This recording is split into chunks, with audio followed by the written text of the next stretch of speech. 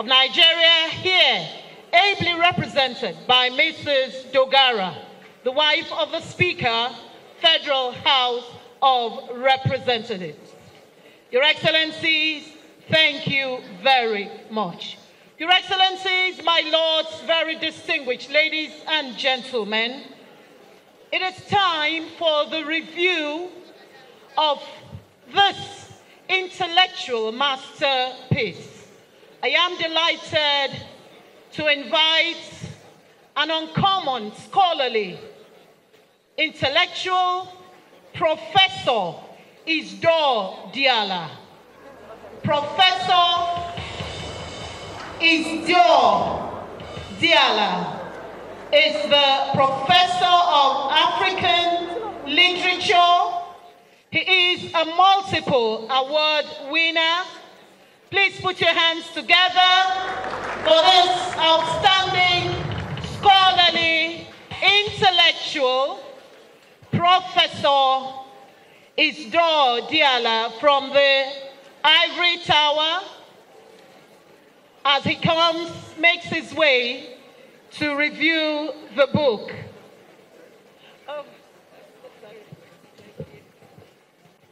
Your Excellencies, ladies and gentlemen, may I please adopt the already established protocol.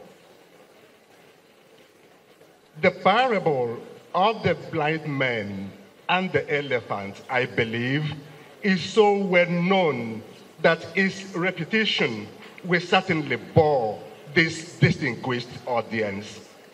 It is for that reason, therefore, that I am sure that you will all recall how each of those blind men attempted to describe the elephant, drawing principally on just what he can feel. And it was for that reason then that the elephant is described either as a wall or probably because of its monstrous trunk as a branch of a tree, or probably as a rope because of the texture of its tail. Of course, what this parable clearly highlights is that human perception is invariably subjective.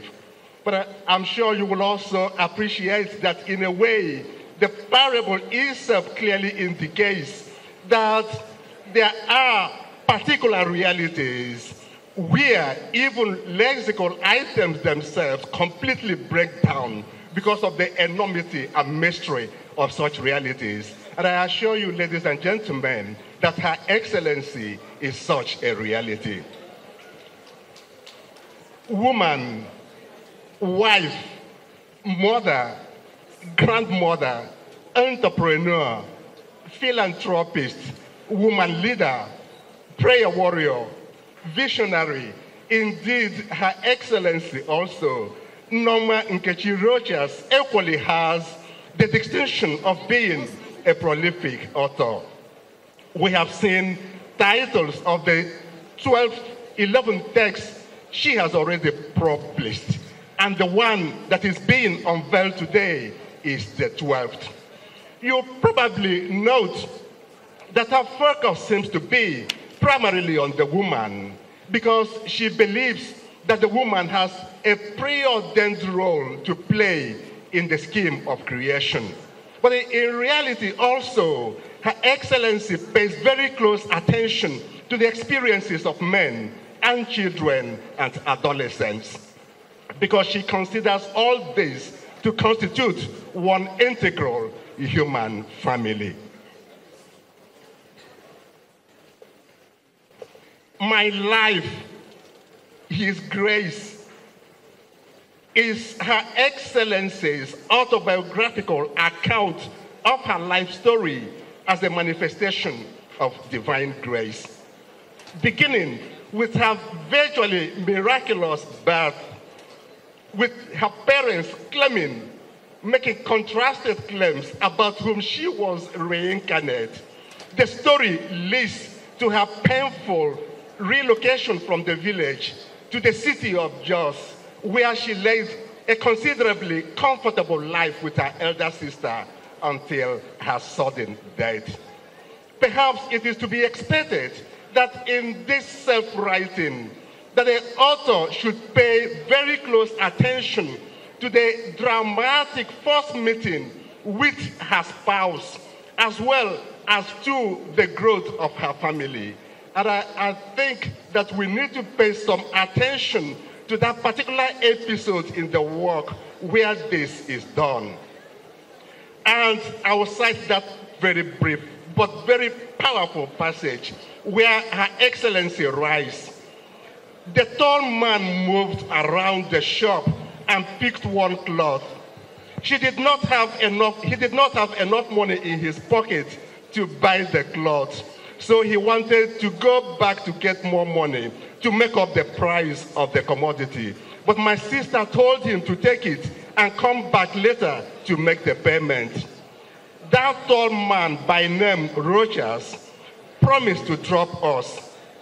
I was sitting behind him on the back seat of the car, and while he was driving, he adjusted the inner mirror and looked at me through the mirror 3 times and immediately said, 'Ada, I will marry this your sister.'"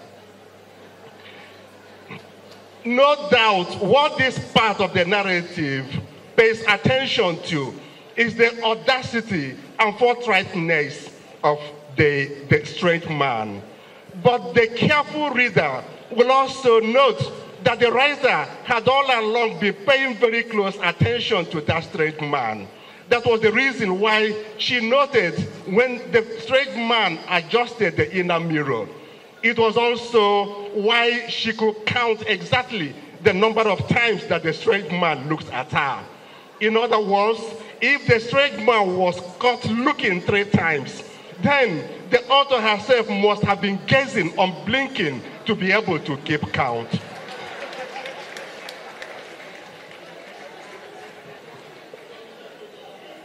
However, what strikes the author at this stage is exactly the fact that there was a hand of destiny in that strange meeting.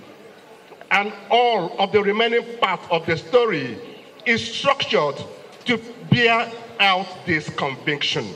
So in the subsequent parts of the work, she pays attention to the growth of her family and how through God's grace, their virtual rags were transformed into riches. And she expects us to understand that the steadfast philanthropy of this family, even the emergence of the family in politics, had a particular purpose, which was to attempt to extend the fruits of the graciousness of God to other people. And it is for that reason also that she pays very close attention to her steward as the first lady of the state. And she foregrounds for that reason her innovative programs, Worthy, SNAP, and so on, because it is through this that she aims to lift the lowly, to give voice to the voiceless, and especially to transform anguish into laughter. My Life, His Grace is a particularly important and timely text because in a world driven by false values, in a world in which materialism is considered salvation by many, what the author of this very compelling text attempts to do is to redirect our attention to Christian virtues. And if the text, as one can affirm, evokes immortality for 2 basic reasons. The first is that it is the writer's testimony of the life of value that she has led. But then, because also she memorializes the life that she has led in a work of art, which is a testament forever, she also assures her immortality. Happy birthday, Your Excellency.